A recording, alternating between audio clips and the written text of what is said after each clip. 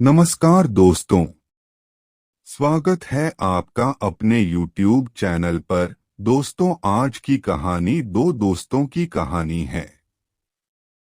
कहानी पर आगे बढ़ने से पहले चैनल को सब्सक्राइब करना मत भूलना। चलिए अब कहानी शुरू करते हैं।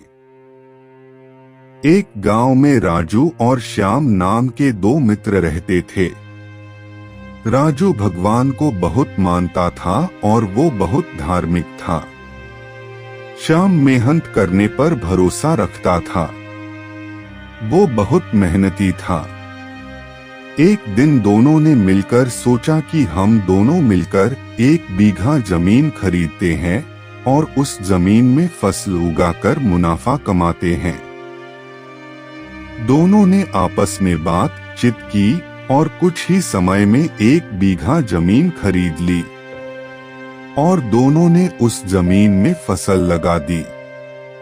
श्याम तो खेत में बहुत मेहनत करता था, किंतु राजू कुछ भी काम नहीं करता था और वो हर वक्त मंदिर में बैठा रहता था।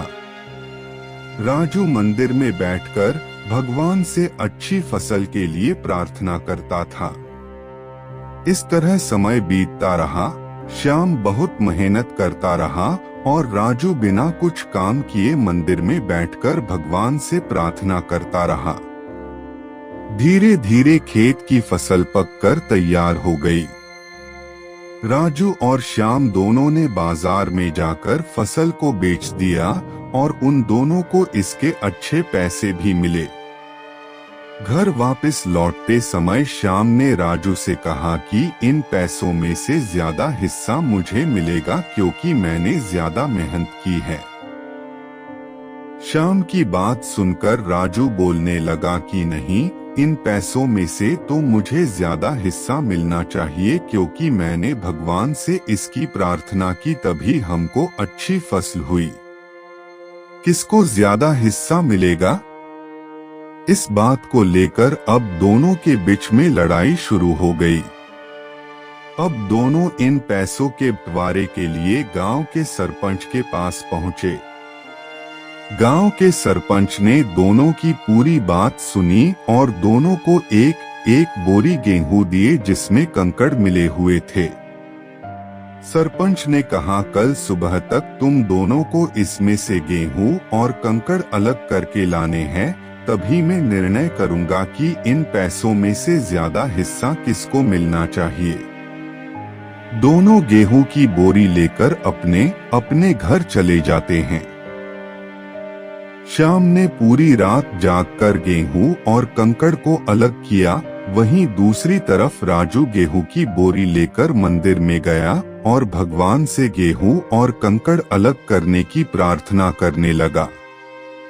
अगले दिन सुबह श्याम अलग किए हुए गेहूं और कंकड़ को लेकर गांव के सरपंच के पास पहुंचा।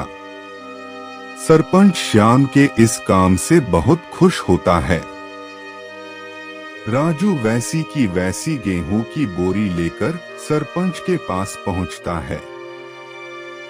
सरपंच ने राजू से कहा कि दिखाओ तुमने कितने गेहूं साफ किए हैं।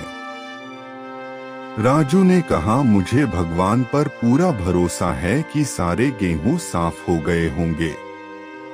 सरपंच ने जब राजू की बोरी खोली तो गेहूं और कंकड़ वैसे के वैसे ही थे। राजू गेहूं की बोरी वैसी की वैसी देखकर हैरान हो जाता है। सरपंच राजू को समझाते हुए कहता है कि भगवान भी उसी की मदद करते हैं जो खुद मेहनत करता है। सरपंच ने पैसों का ज्यादा हिस्सा श्याम को दे दिया। इस घटना के बाद राजू भी श्याम की तरह खेत में मेहनत करने लगा और दूसरी बार उनकी फसल पहले से भी अच्छी हुई।